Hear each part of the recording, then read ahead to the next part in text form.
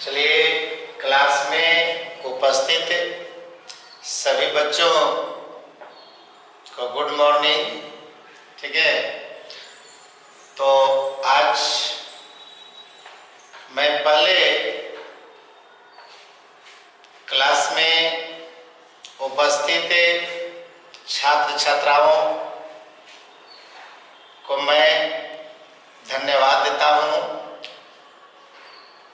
कि आप लोग प्रतिदिन क्लास अटेंड कर रहे हैं। ठीक है, तो चलिए, आज भी मैं चाहूँगा कि जितने भी बच्चे क्लास में या चैनल से जुड़े हैं अपनी उपस्थिति को दर्ज कराएं, यानी चैनल को सब्सक्राइब करें।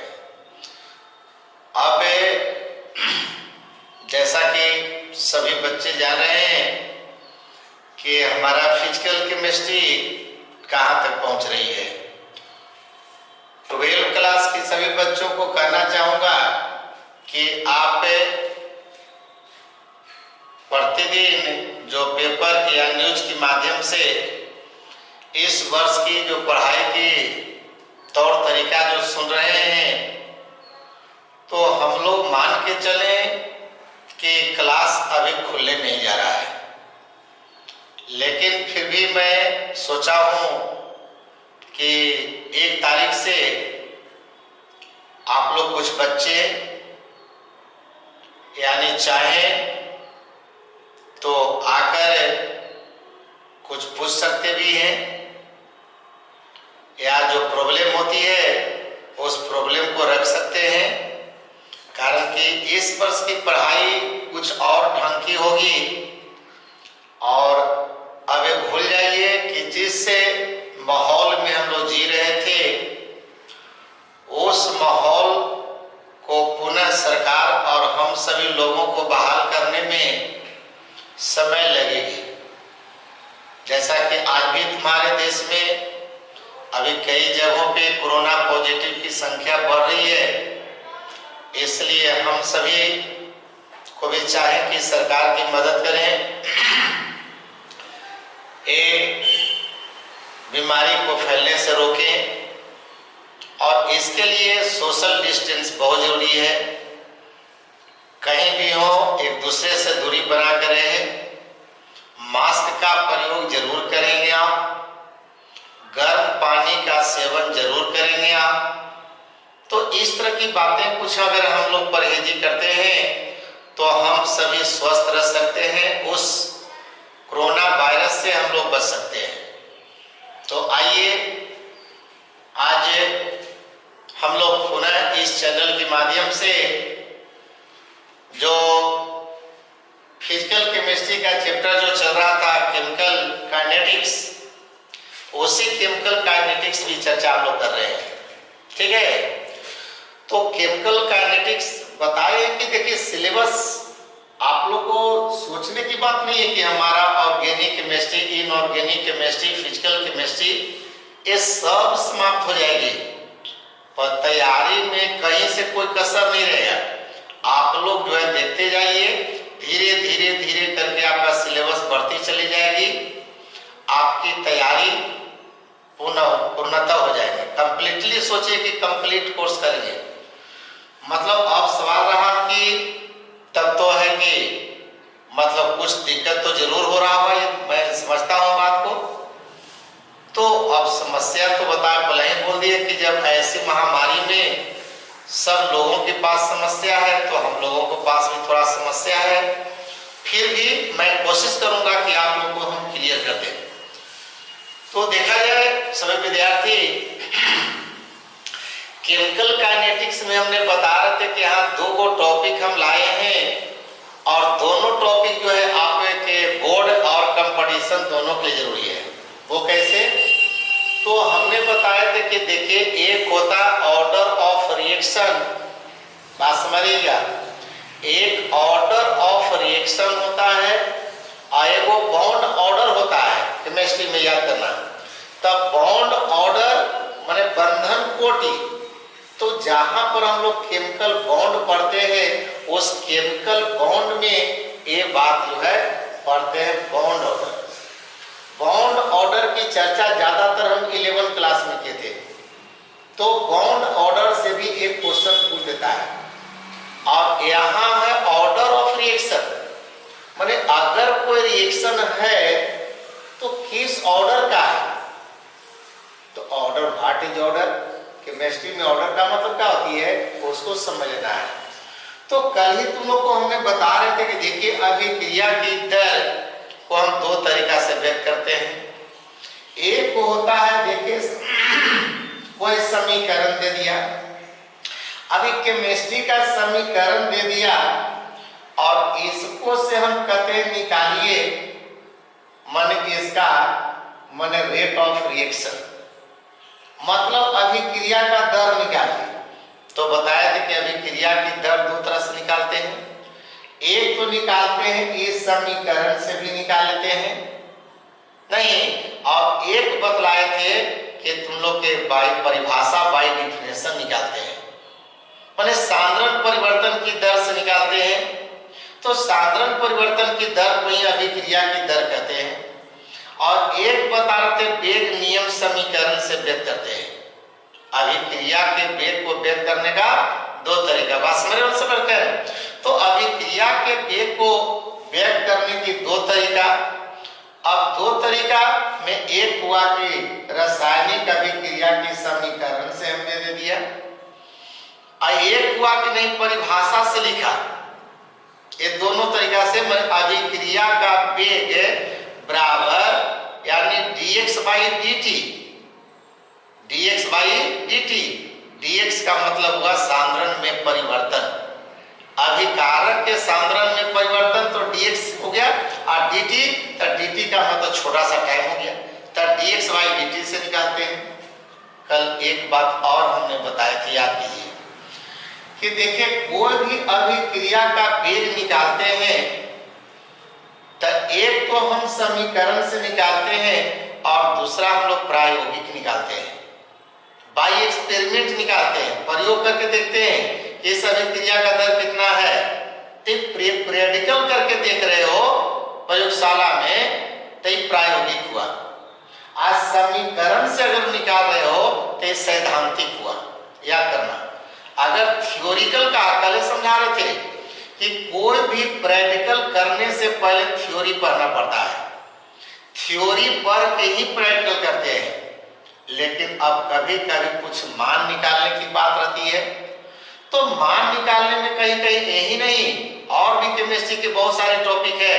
वहां टॉपिक में जैसे बिलियन बताए थे, उस बिलियन के समय रॉल्ट के नियम बताए थे, रॉल्ट रूल्स बताए थे कि कुछ ऐसे सॉल्यूशन होते हैं वह रॉल्ट के नियम को पूरा पालन करता है, और कुछ ऐसे सॉल्यूशन होते हैं जो रॉल्ट के नियम का पूरा पालन नहीं करता है। वहां भी इस तरह की बात हमने बताया था। और यहाँ पर भी देखिए वही बात बता रहे हैं, मतलब कुछ ऐसे रिएक्शन है, बात समझ रहे हो, कुछ ऐसे रिएक्शन है जिसका अगर दर निकालते हो तो एक प्रयोग माने प्रयोग द्वारा हम आंकड़ा डाटा निकालते हैं।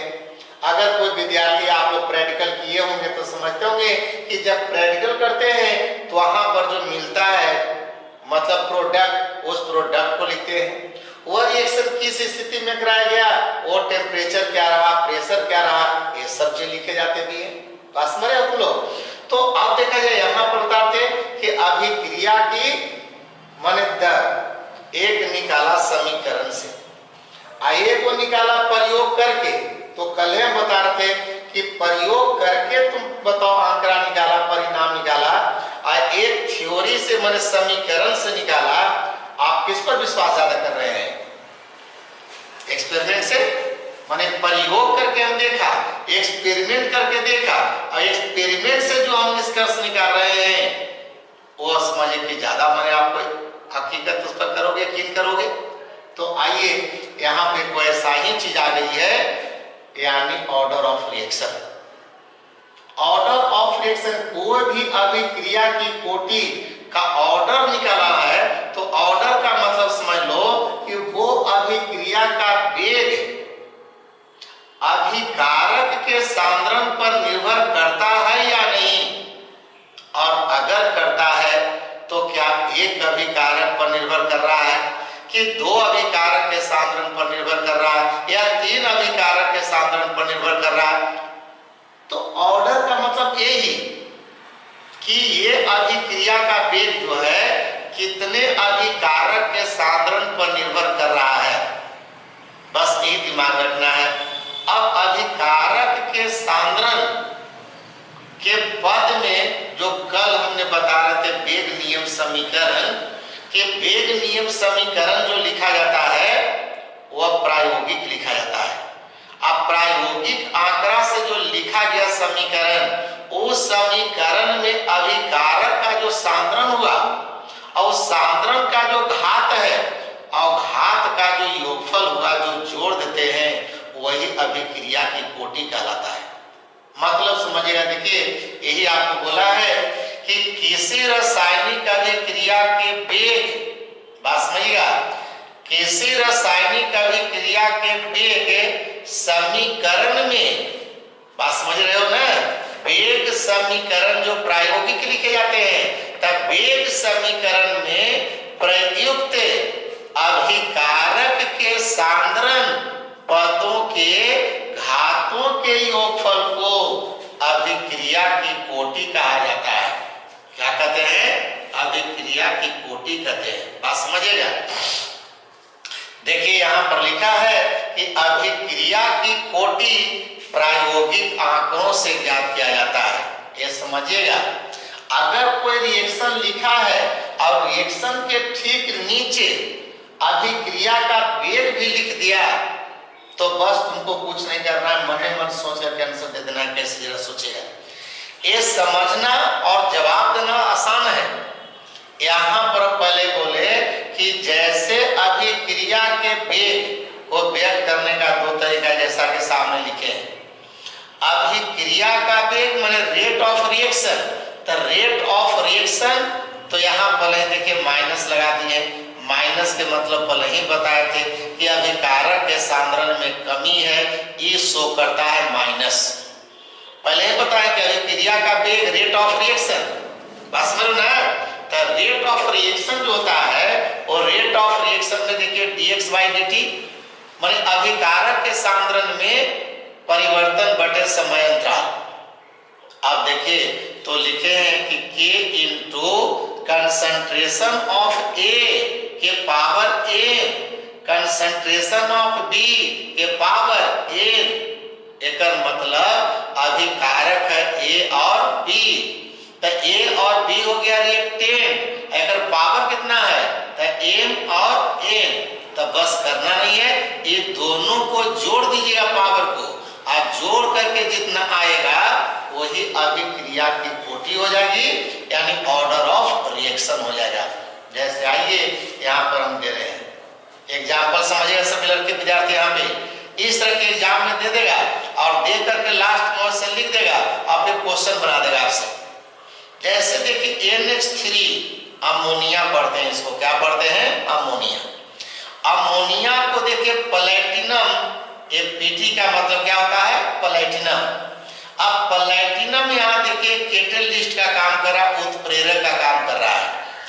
अब अमोनिया को प्लैटिनम की उपस्थिति में जब गर्म कर रहे हैं, टेम्परेचर देते हैं, तो ये अमोनिया देखिए टूट जाता है। समझिए सरल कर, अमोनिया को देखिए, इसको लिखने का मतलब क्या हुआ कि अमोनिया को प्लैटिनम की उपस्थिति में जब गर्म किया जाता है तो ये अमोनिया गैस टूट जाता है, और अमोनिया गैस टूटता है तो N यानी देखिए N2 नाइट्रोजन गैस बन जाता है, और H यहाँ H2 हाइड्रोजन गैस बन गया।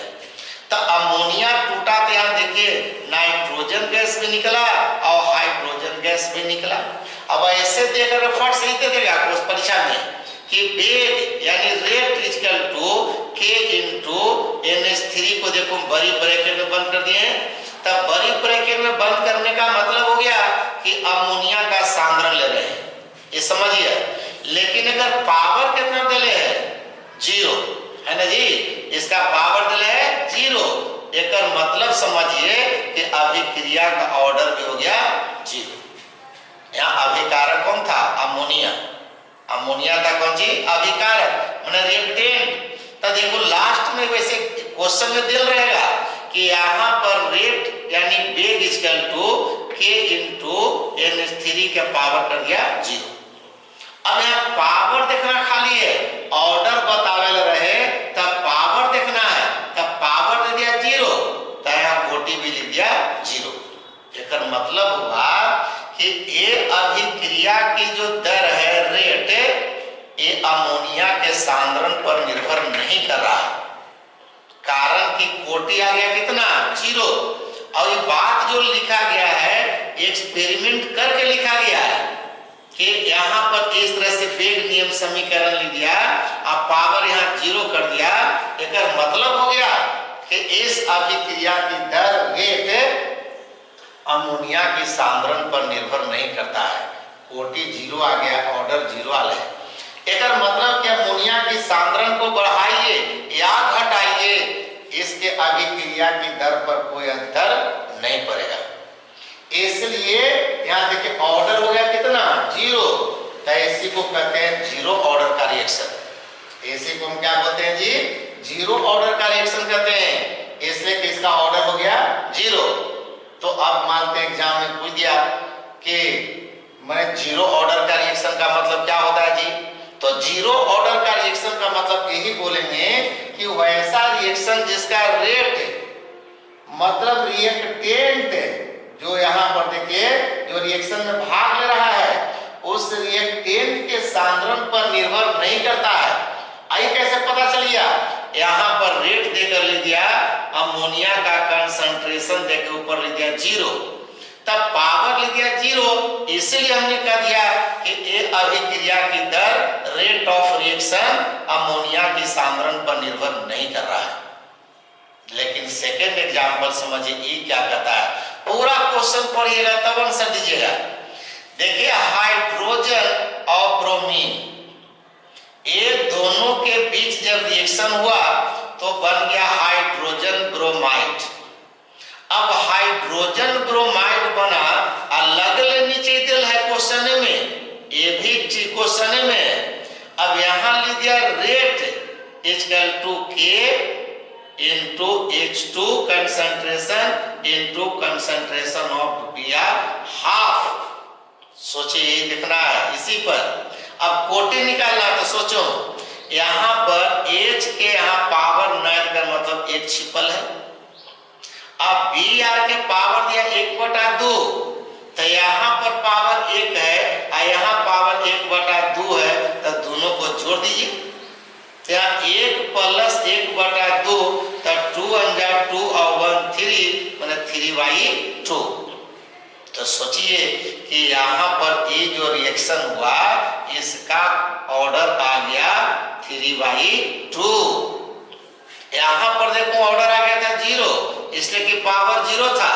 और यहाँ पर देखिए दे दिया 2 चीजें दिया, हाइड्रोजन ब्रोमीन और हाइड्रोजन की घात दे दिया 1, x के पावर दे दिया 1/2 यानी हाफ, तो 1 का हाफ को जोड़ देना है, तो यही हो गया ऑर्डर।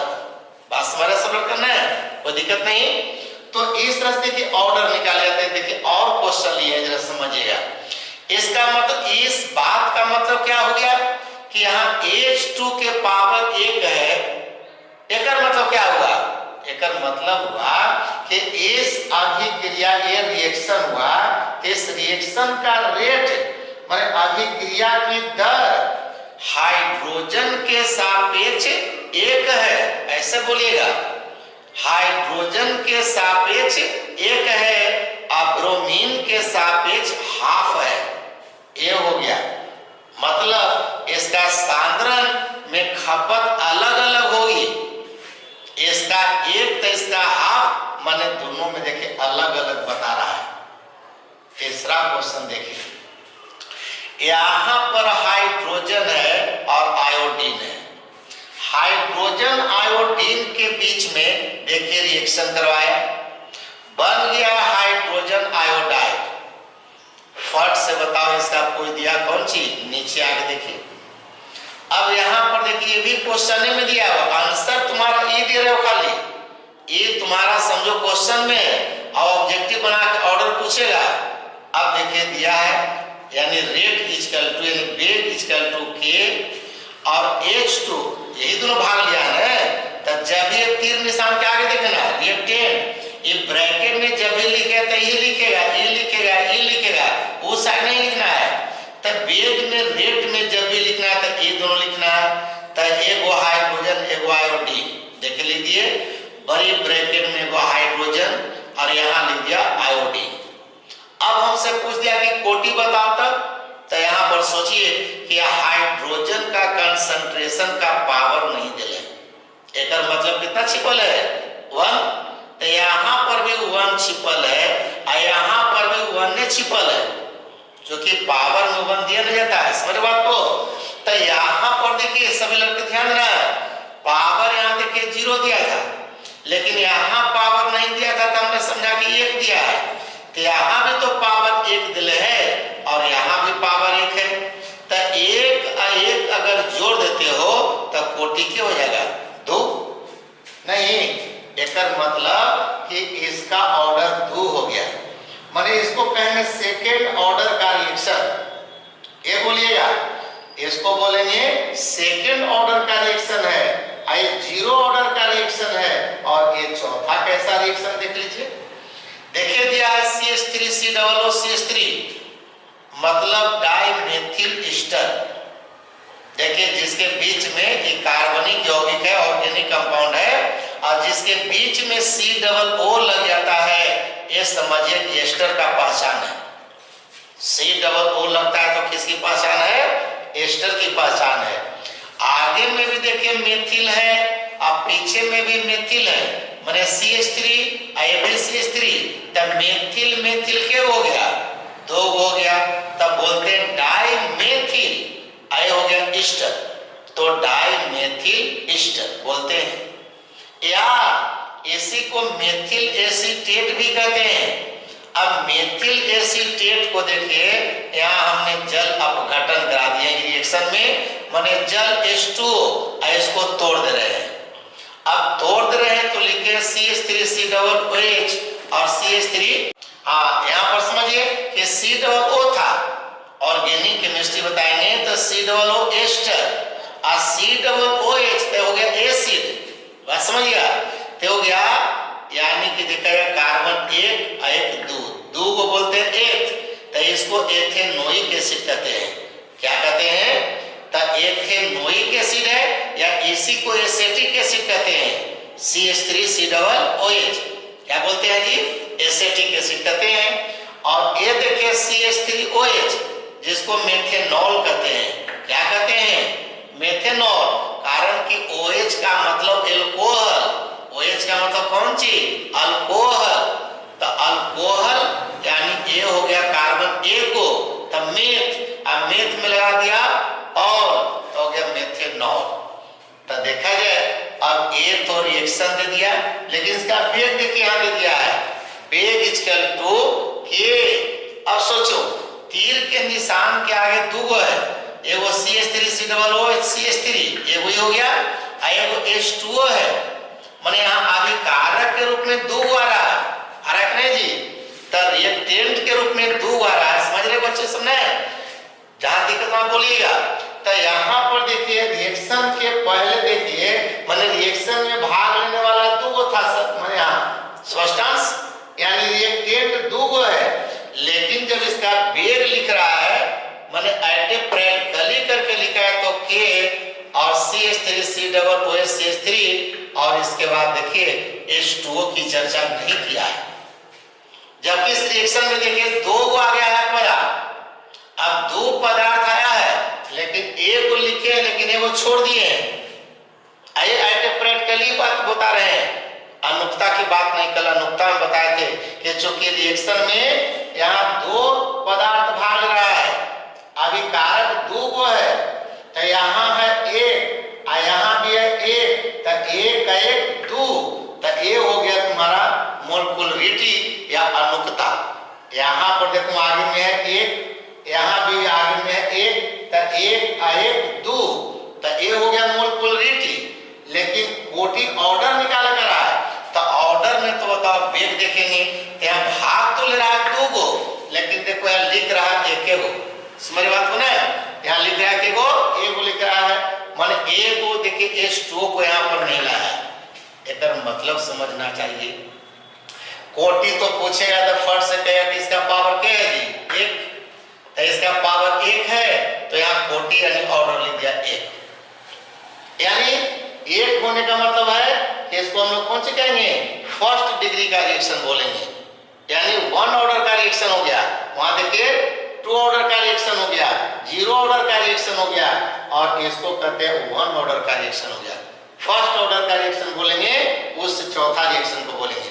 कभी कभी पूछ देगा, माने क्वेश्चन देख करके कह देगा कि चलिए इसमें फर्स्ट ऑर्डर का रिएक्शन है कि सेकंड ऑर्डर का रिएक्शन है कि थर्ड ऑर्डर का रिएक्शन है कि जीरो ऑर्डर का रिएक्शन है। तो ऑर्डर जब भी देखिए बताना है तब पहले वेग देखना है, पावर देखना है, वेग देखना है, पावर देखना है, वेग देखना है, पावर देखना है।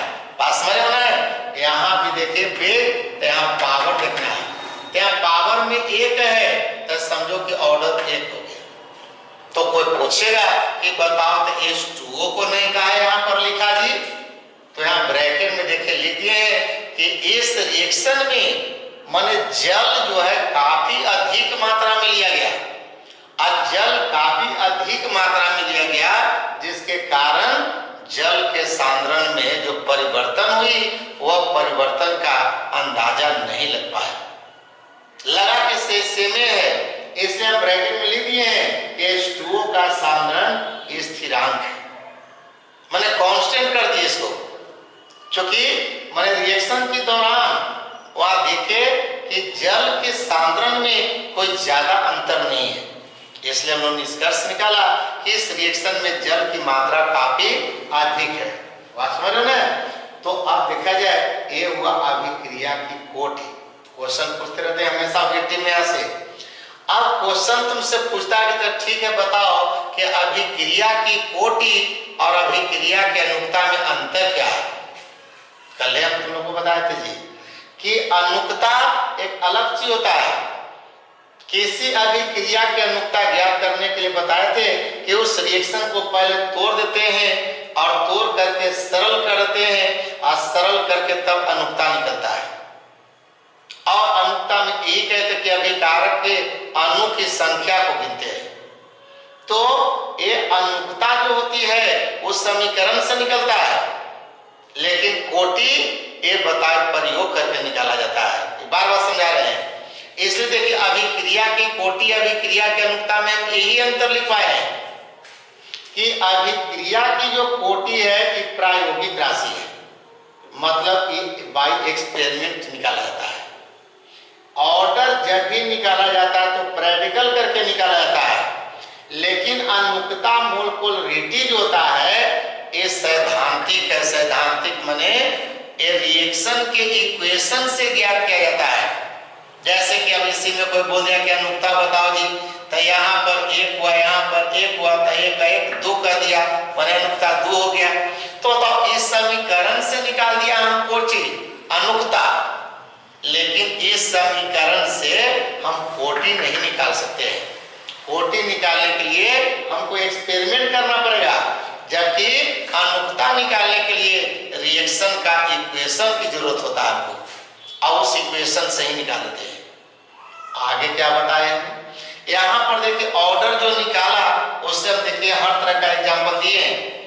यहाँ पर कोटि बोला कि 0 है, यहाँ पर बोला कि 1.5 है, यहाँ पर बोला कि 2 है, यहाँ पर बोला कि 1 है। मतलब यहाँ पर देख रहे हैं आप लोग कि कई जगह R इक्वल, कुछ ऐसे भी रिएक्शन मिलेंगे जहां पे उनकी ऑर्डर और मोलकुलरिटी ये दोनों समान हो जाएंगे, लेकिन ऑलवेज नहीं बोलेंगे कि दोनों ऑलवेज इक्वल है, लेकिन कभी कभी दोनों इक्वल भी हो सकता है। वैसा भी एग्जांपल हम दिए हैं, जैसे कि देखिए यहाँ पर सामने सभी बच्चे हैं, H2 + I2।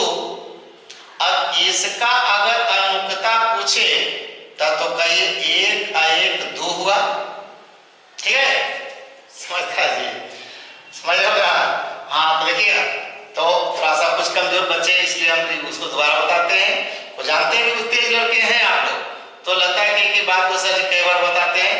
कुछ ऐसे भी लड़कियां हैं, कुछ इधर लड़के भी देखे जो थोड़ा सा दिक्कत होता है, इसलिए उनको हाथ बताते कि कुछ ऐसे रिएक्शन है कि उनका माने अनुकता और कोटि दोनों सेम भी हो जाता है। जैसे देखो H2 + I2, अब इसकी अनुकता या मोलकुलरिटी भी 2 है और इसका कोटि भी देखिए 2 है कि नहीं? लेकिन लगले देखिए यहाँ पर 1 1 2 अनुकता 2 हुआ और कोटि 1.5 हो गया, 3/2 हो गया।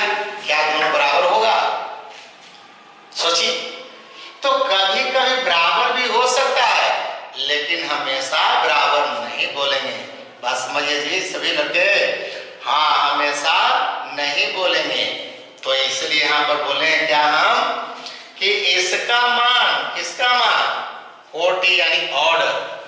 तो यहाँ पर कोटि का मान आपने देखा 0 भी हुआ, देखिए पूरे पूर्णांक भी हुआ और वहां 3/2 भिन्नांक भी हुआ कि नहीं हुआ?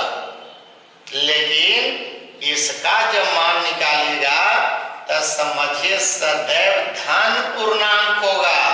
यहाँ पे ये बात याद कीजिएगा, धन पूर्णांक। लेकिन यहाँ पर देखो तीनों बात हमने बोल दिया, शून्य भी होगा, पूर्णांक भी होगा, भिन्नांक भी होगा। कौन सी का मान? ऑर्डर का मान, कोटि का मान। लेकिन यहाँ जो अनुकता कहता है वह अनुकता का मान पूरे अंक होगा, 1 2 3, यानी हम लोग को हार्डली 3 तक ही पढ़ना है। कभी कभी 4 भी हो सकते हैं, लेकिन वो एक जटिल अभिक्रिया होगी, ये बात समझिएगा। इसलिए जनरली हम लोग 3 तक लेते हैं। कौन सी का मान? मोलकुलरिटी, अनुकता। इसमें ऑर्डर जब कह दिया तो ऑर्डर में तो फिर कई मान आ सकता है। अब देखिए अभी हमने क्या बोला कि ऑर्डर यानी कोटि का मान जो है वेग नियम समीकरण से ज्ञात किया जाता है। नहीं, ये बताओ समीकरण अगर नहीं दिया जाता तो क्या हम बताइए, इसको हम लोग क्या कहते हैं?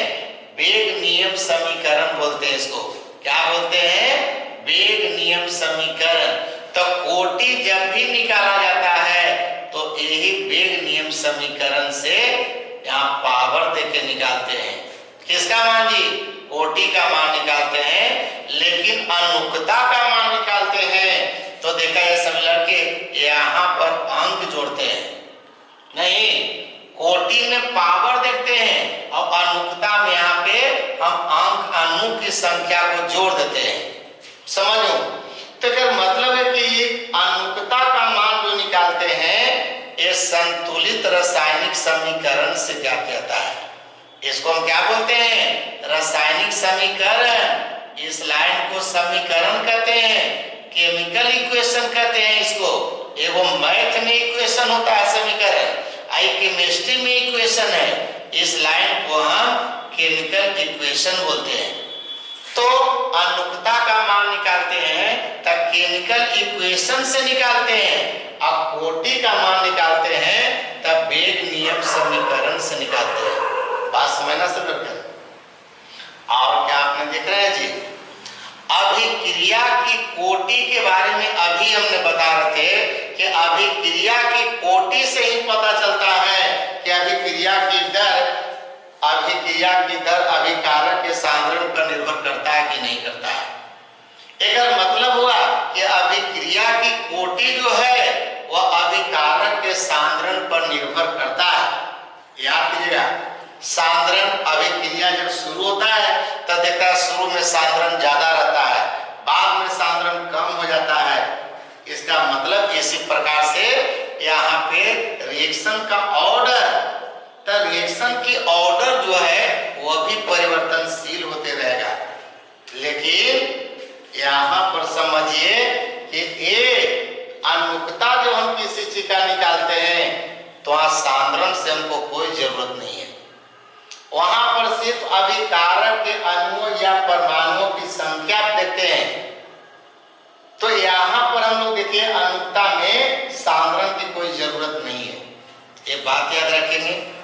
अब देखिए इसके बाद जो क्वेश्चन आता है तुम लोग के, अभी और हम लोग देखिए कहानी बहुत लंबा चलाई है, कुछ छोटी सी कहानी नहीं होती है कि 1 घंटा में समाप्त कर देंगे हम लोग, और अगर ज्यादा देर भी पढ़ाएंगे तो पर भी ज्यादा दिक्कत होगी, कुछ लड़कों को बाउंस करने लगता है। इसलिए अब तो हम लोग यहाँ पर आज जो रहा टॉपिक वो ऑर्डर ऑफ रिएक्शन का रहा, और फिर ऑर्डर और मोलकुलरिटी ये दोनों में क्या डिफरेंट है, कब समान होता है, कौन कैसे ज्ञात की जाती है, कौन कैसे ज्ञात की जाती है, बराबर सिखाया करते हैं कि किसी टॉपिक का थियोरिकल नॉलेज लीजिए।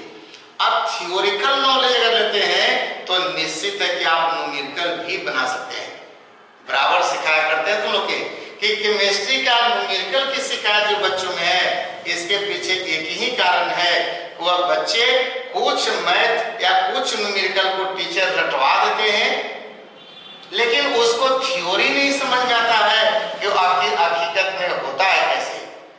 और हम चाहते हैं कि आप हकीकत को पकड़ें, थ्योरेटिकल पकड़ें, और जब थ्योरी कंप्लीट हो जाती है तो देखिए ऑब्जेक्टिव बनाने में कोई खास जान नहीं होता है। तो मैं इसके बाद अगला क्वेश्चन को मैंने आप लोग सोल्व करेंगे कि अभिक्रिया के वेग दर को प्रभावित करने वाला कौन कौन से कारक है, फैक्टर है। इस फैक्टर के बारे में अगले दिन क्लास हम विस्तार से लेंगे। आज यहीं पर क्लास को स्टॉप करते हैं। Good night.